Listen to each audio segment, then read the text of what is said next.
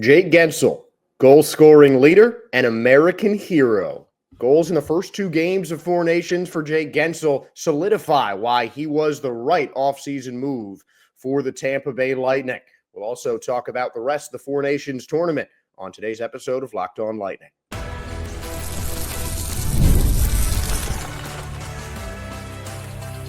You're Locked On Lightning, your daily podcast on the Tampa Bay Lightning, part of the Locked On Podcast Network, your team every day. Welcome into another episode of Locked On Lightning. I'm Josh Sperber, thanking all of you for making Locked On Lightning your first listen every day. We're part of the Locked On Podcast Network, your team every day. And if your team is the Tampa Bay Lightning, then this is the show for you. Today's episode is brought to you by FanDuel, because right now, FanDuel customers can get $150 in bonus bets if your first $5 bet wins. Again, new FanDuel customers can get $150 in bonus bets if you win your first $5 bet. And if you bet on the United States or Sweden, you are looking pretty good. A little bit of a rivalry weekend in Four Nations as the two European nations in Finland and Sweden faced off, and Finland took the victory. The one team not represented by a Lightning in the Four Nations face-off. Victor Hedman got an assist. He has an apple in each of the first two games of the tournament. Finished with a +1 margin. And he continues to be an active force on the Swedish defense. Meanwhile, the matchup that everyone was waiting for started out a bit rocky. Three fights in the first 9 seconds. Wow. With one of those fights being won by Brandon Hagel for the nation of Canada. I scored those fights 2-1 in favor of Canada. If you guys think anything different, feel free to let us know in the comments or message us on X on @LO_Lightning. But obviously, I watched a lot more of the the U.S.-Canada game, being that I am a dual citizen. My mother is Canadian. Shout out, Mom. So that was certainly a really fun game for me, seeing a couple Lightning players going head-to-head during a great rivalry. But the Sweden game versus Finland was certainly the most contentious. The Tre Kronenbourg have fallen in overtime twice and will have to beat the United States to play for a potential spot to play them in the finals. They're not out of contention yet, but it is not looking great for the nation of Sweden in Four Nations right now. Canada with 2 points after the overtime win and the regulation loss. Sweden also with 2 points, a pair of overtime losses. Finland with 3. The United States, the only team with a spot in the final guaranteed at this current moment. And they lead the way with 6 points, 2 regulation wins for the United States of America. And Jake Guentzel has been a huge part of that, getting a goal and an assist in game one. He was the Four Nations leader in points, tied with Zach Werenski, who has 4 assists, and goals. Guentzel's 3 of his 4 points have been goals. And he is it honestly seems like he's just done a similar continuation of what he has been doing with the Tampa Bay Lightning, just finding the right space and finding the net whenever he gets the puck, it seems like. The game definitely turned a little bit slower than I expected. Neither team gave up a whole lot. And when there were opportunities, each team just kind of pounced. And the USA just seemed to find one more and an empty netter more than Canada, plain and simple. It was a really close game, and even a 2-goal game with one of them being an empty netter isn't, I think, a full depiction of how close this game was. I mean, it was just one of those games where both teams really could have had it. And I think it was the same in Sweden versus Finland.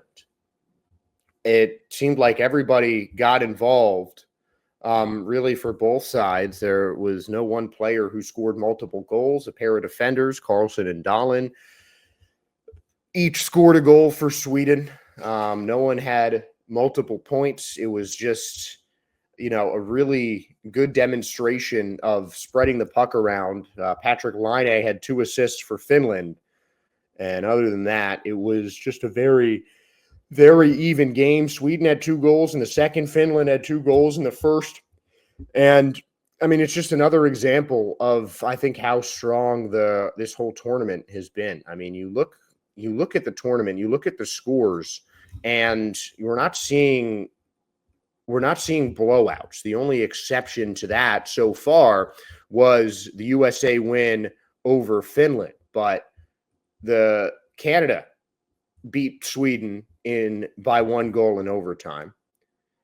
Finland beat Sweden by 1 goal in overtime. The USA has played the other 2 games that were multi-goal wins. That was it.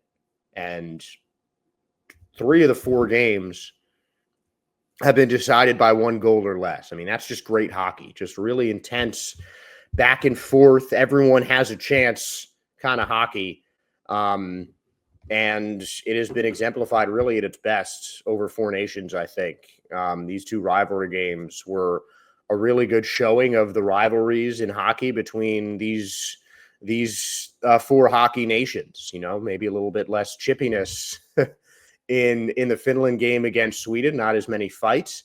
But the intensity was still there. And it was, I mean, it's just, I've just had so much fun. I've just had so much fun watching these games of hockey. I really have. I mean, it's just been just so intense, and you see the players participating and just trying so much harder than they would during an all-star game, I think. And honestly, I think it's something, as we've talked about last week, I think it's something that the rest of the NHL or the rest of the leagues in the United States, I think, can learn from.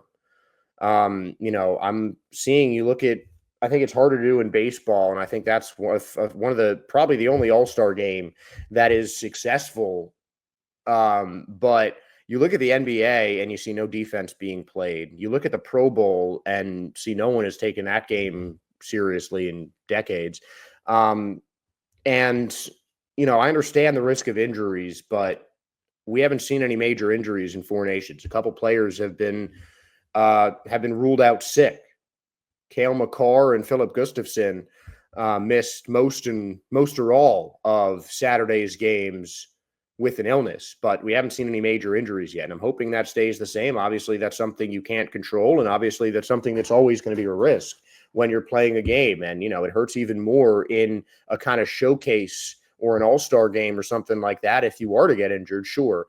But if you're playing the game and too scared of getting injured, then you shouldn't be playing the game, because that's always, I think, going to be a risk.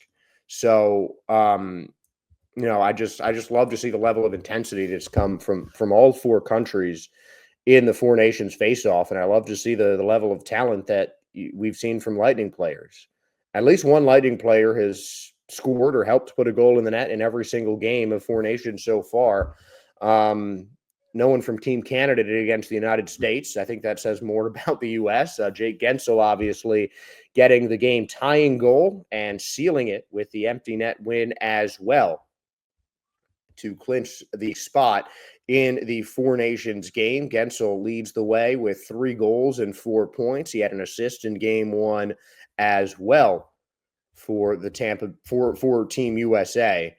And has been excellent in 4 nations. As I said, it's been kind of a continuation of what we've seen from Guentzel with the Tampa Bay Lightning, who acquired him in exchange for a 3rd-round pick from the Carolina Hurricanes back in July during the NHL offseason. And there was a lot of, I don't want to say scrutiny around that Guentzel move, because he was essentially the replacement for Steven Stamkos, who the Lightning had lost in a trade not too long ago, or lost in free agency not too long ago. Pat Maroon went on a podcast a couple of weeks ago and talked about how he didn't like the fact that the Lightning let go of Steven Stamkos as they did. But I am here to tell you that it was the right move, and Jake Guentzel continues to show why, whether he suits up in the red, white, and blue or just the blue and white of the Tampa Bay Lightning.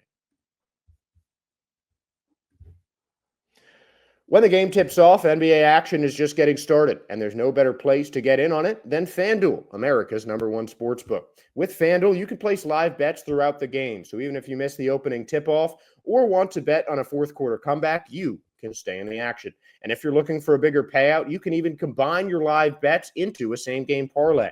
I love using FanDuel's live betting feature because it keeps every moment of the game exciting. Whether I'm backing my team for a late-game rally or picking a player to hit a clutch three, I never feel like I missed my chance. Plus, the FanDuel app is easy to use, and when you win, you get paid instantly. Right now, new FanDuel customers can get $150 in bonus bets if your first $5 bet wins. Just visit FanDuel.com to join today. That's FanDuel.com for your shot at $150 in bonus bets if your first $5 bet wins. Make every moment more with FanDuel, the official sports betting partner of the NBA.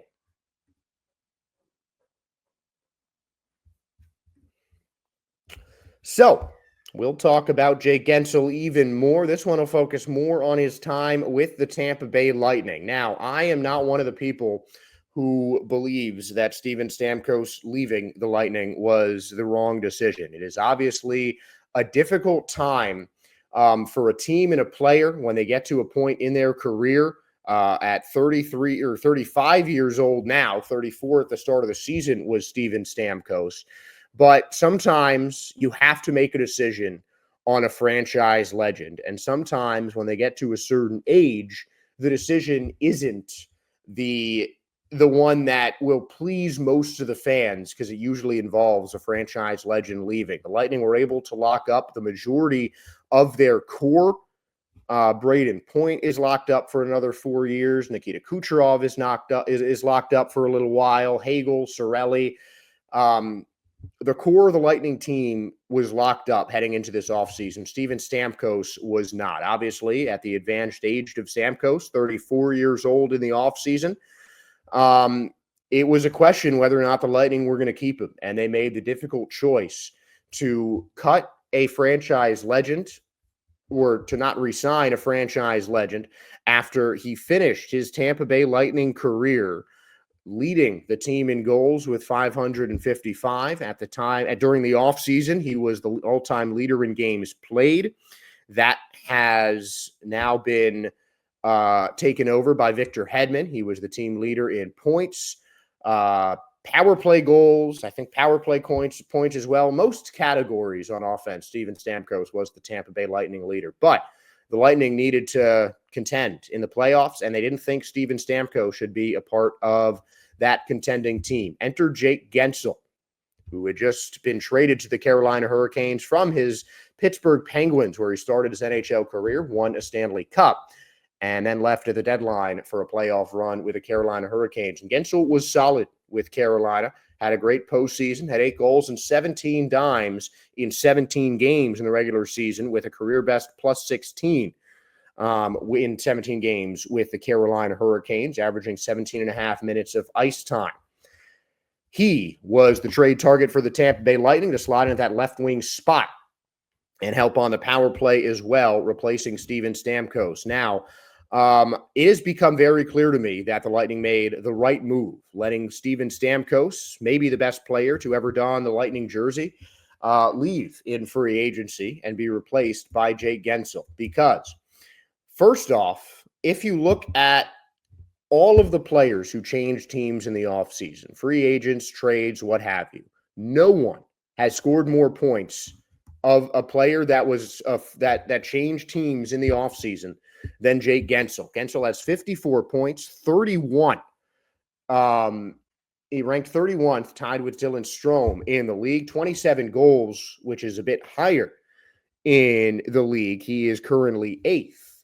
And no one who has changed teams in the 24-25 season has more goals than Jake Guentzel, as the only players in terms of points who are ahead of Guentzel are Mikko Rantanen and Martin Necas, who were traded from the Hurricanes and Avalanche swap. Both of them are in the top 11 in terms of points. Those are the only players that have moved this season that have scored more than Jake Guentzel, and we're reaching to the trade deadline for that. Also, Jake Guentzel is among the league leaders in power play goals, tied with his teammate Braden Point to lead the league with 13 power play goals. And if you look at some of the other free agent moves to compare the stats with Steven Stamkos, he is a whole lot lower, tied at 138th in the NFL or in the NHL with 33 points, tied for 75th with 17 goals this season, and at minus 18, which is below the top 150. He has 9 goals and 5 assists on the power play. So the power play stats for Steven Stamkos still pretty solid, but I mean, Jake Guentzel is 24 more points than Stamkos this season. And I don't think that part was the main reason that the Guentzel move instead of Stamkos was a smart one for the Tampa Bay Lightning. It's also the fact that the Lightning have a player in his prime who is really reaching new heights in his career this year to help anchor an incredible first line. I think Steven Stamkos, I don't think even he'd be doing as well on the Lightning first line right now, even with Kucherov and Braden Point drawing some of the attention, and Kucherov's incredible passing ability, finding anyone on, any amount of ice anywhere. I mean, that's just what Kuch does. But Stamkos just hasn't been the same kind of productive player, even compared to last year. 79 games for the Bolts last year. He had 40 goals and 41 assists for Tampa Bay. Where Guentzel's coming off a 30-goal, 47-assist season between two teams. Last 3 seasons, he is combined to have over 70 points. And this year, he is on track to smash his career highs. Career high of 44 assists set in 2021, career high of 40 goals set in 2021. Guentzel is 27 and 27 through 54 games. He hasn't missed a game for the Tampa Bay Lightning either. And sometimes just being accessible, being available is enough to make you an elite player, because not everyone can play every single game. I mean, you look at the Tampa Bay Lightning team, and most of their guys haven't played every single game. Ryan McDonough, Brandon Hagel, that's it. Guentzel's missed 1. But even that is pretty impressive. And it's the same thing for Team USA. I mean, you're seeing it on a big stage, on a different stage than the NHL. And in the first time, this is Guentzel's first time representing his country with the United States of America. And he's been the best player in the Four Nations tournament so far. Does that mean he's the best player in the NHL, or he's even the best player in the Lightning first line? Maybe not. But he's certainly establishing himself as one of the elite players in the NHL. And he's really taking that star turn with the Tampa Bay Lightning. He was, kind of, I don't want to say an afterthought on Pittsburgh, but, he kind of got overpowered a little bit with Sidney Crosby and Evgeny Malkin and Phil Kessel and all the other great players that have been on the Penguins with Jake Guentzel there. And he's got great players surrounding him in Tampa Bay. You've got Brandon Hagel breaking out, Anthony Cirelli breaking out, both of them earning spots on Team Canada based on how they've played this year. You've got the best player in the world in Nikita Kucherov and Braden Point, who certainly is one of the stars in the NHL. And Jake Guentzel might not have been an NHL star in the last couple of seasons. He has certainly just really been crawling up on people's radar, but now you can't deny that Guentzel is not only one of the best players in the NHL, but a star in this league. And he is going to wear the Tampa Bay Lightning jersey maybe until he retires. Guentzel right now is 30 years old. Started the season at 29. Well, preseason technically. And he's locked up for the next 7 years with the Tampa Bay Lightning, signing a 7-year, $63 million deal 1 day after he was traded to the Tampa Bay Lightning from the Carolina Hurricanes. So it's just another key player that the Tampa Bay have locked up. It's a player in his prime who the Tampa Bay Lightning have locked up. And it is certainly the right move for the Lightning future. Getting a younger player who can do everything offensively that Steven Stamkos can, it seems. It might not be as effective on the power play in terms of a one-time power play rip, but he's putting up the same kind of goals that Stammer is putting up on power plays. For reference, in 2009 and 2010, Stamkos had his career high of 24 power play goals in a season, had 17 power play assists in that, which is third in his illustrious career on the Lightning power play. I think goal-wise, Guentzel can definitely beat that. He's got 13 power play goals through 54 games. Stammer had 24 and 82. That might be something that Jake Guentzel could beat of Steven Stamkos. But one thing has become clear: Jake Guentzel has earned his way to a Lightning starting spot and was certainly the right decision for the Tampa Bay Lightning over the course of this offseason. It was a hard call to make, but you got to give Julien BriseBois a lot of credit for making that call and getting Jake Guentzel, replacing a franchise legend. And now Jake Guentzel has one more game before the championship. We might not see as much of Guentzel in the USA's second game, but there is a whole lot to talk about in Canada and Finland as John Cooper and company need a win to get to a rematch with the United States.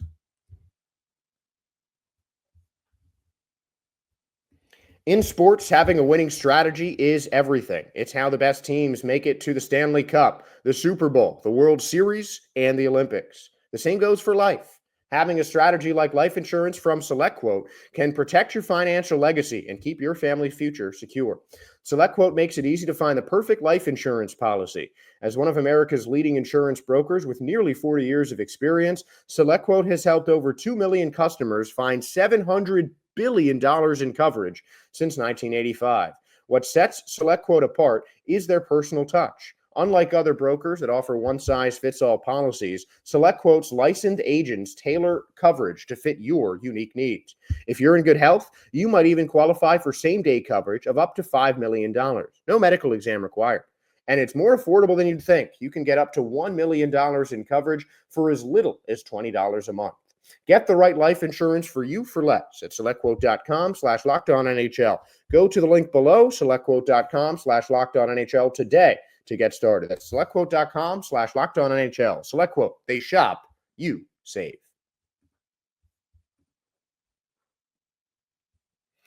One more round of round robin for nations as Victor Hedman and Team Sweden has a big game to try and get a rematch with the United States in the finals. Team Canada, led by head coach John Cooper, as well as Braden Point, Anthony Cirelli, and Brandon Hagel representing the Lightning.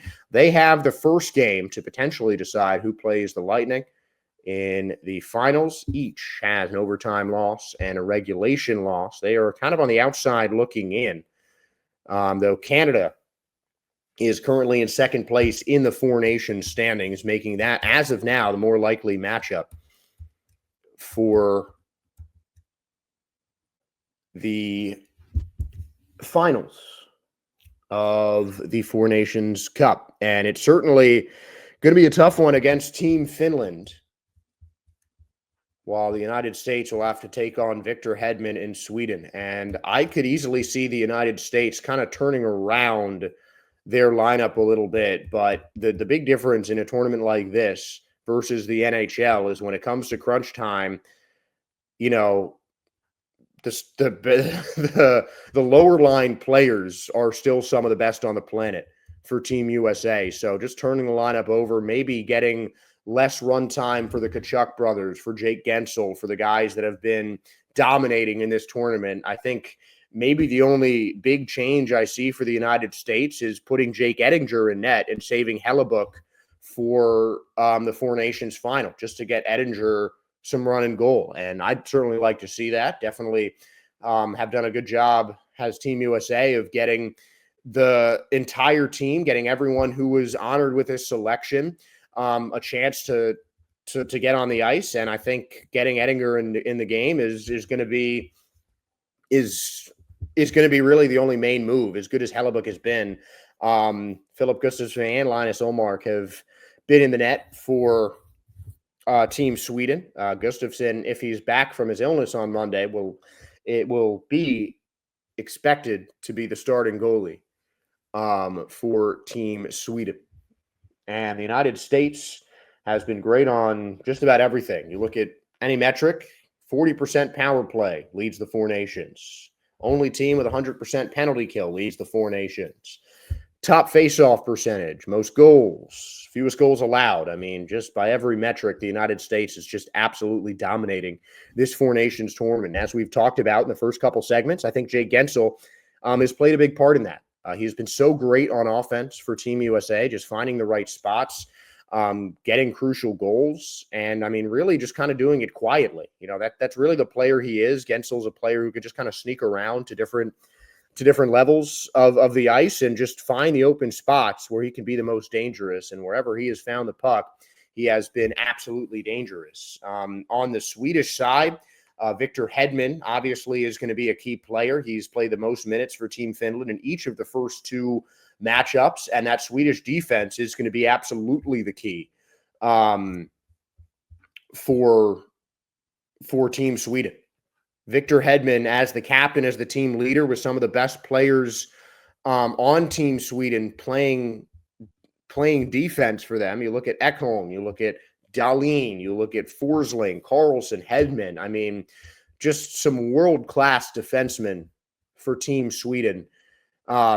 And they're going to have to be key in stopping United States offense that has shown that it is not able to be stopped. And it's going to be I think it's going to be another offensive battle between Team Canada and Finland. You've got some great offensive talent on both teams, obviously. Mikael Granlund has a goal and an assist, including the game-winning goal against Sweden. Patrick Laine with 2 assists in the last game for Finland. Meanwhile, Sidney Crosby had 3 assists in the opening win over Sweden. Nathan McKinnon leads a contingent tied for 1 goal. You look at this goalie matchup, I think that is really the only big disparity that I can see, because Jussi Saros got shelled by the United States, 6 goals on him, and then Kevin Lankinen had a better game, but still not great against Team Sweden.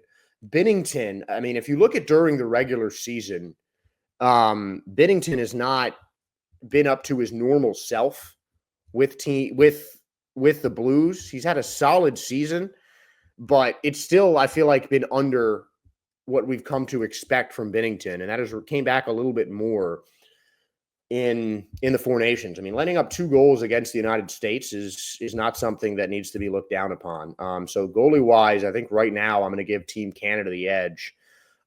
It's hard for me not to give Canada the edge against Finland in general, but both teams just have such strong offensive firepower that both of these games, I think, are going to be made very interesting. I do think that Sweden has a chance against the United States, but I think it's going to be a U.S.-Canada final once again. I really don't see anything stopping that. I look at the Four Nations face-off, and I can hopefully see this replacing the All-Star game and becoming more common down the road, maybe every other year, maybe every 2 years, something like that. But I can see this being done again. And it's really, I see 5 nations, with Russia being the other, that could really make this Four Nations tournament interesting. I think those are the best hockey nations in the world. And I think between the 4 nations right now and Team Russia, you've got, a rotating 5 for 4 nations. USA and Canada, I really don't see coming out of that rotation, given how all of the NHL's teams are concentrated in North America, in the USA and Canada. So I certainly see those teams not just dominating the selection for 4 nations, but also dominating the tournament in general. I can just definitely see that for the United States and Canada. I think Canada is going to beat Finland. I could honestly see this game going into overtime for Sweden again. It's really going to have to be on the Swedish defense. And I think if they can muscle up and hold down the offense, if they can get a hot goalie in net for the first time this tournament, then they certainly have a chance. I do think the United States obviously going to be in the finals. I think they'll come away with a victory, but I think Sweden's going to get at least a point It's certainly going to be a contentious game. I think the more intense game is certainly going to be Canada versus Finland. I think that's going to be an absolute barn burner. That's going to be a more offensive-minded one. I think the U.S. is going to play a little bit more conservative, given that they're already in the finals. And I think that they're going to play a really tight one with Sweden. But ultimately, it's going to be USA and Canada coming out on top, in my thoughts, and they will be in the Four Nations final coming up later this week on Thursday, the 20th. And we'll talk a little bit more about the Four Nations tomorrow, then go back to more of the Tampa Bay Lightning with our next show. But I want to thank you for making Locked On Lightning your first listen today. Now, for your second listen, make sure to check out Locked On Fantasy Hockey. Become a fantasy hockey expert and get the edge over your league mates with daily tips from Steele and Flip. Find Locked On Fantasy Hockey on YouTube or wherever you listen to your podcasts. And wherever that is the case, please give us a like, a subscribe, a follow. We really appreciate your guys' support. And thank you again for listening. So I'm Josh Sperber. Thanks again for tuning in. And go Bolts. Have a great week, everybody.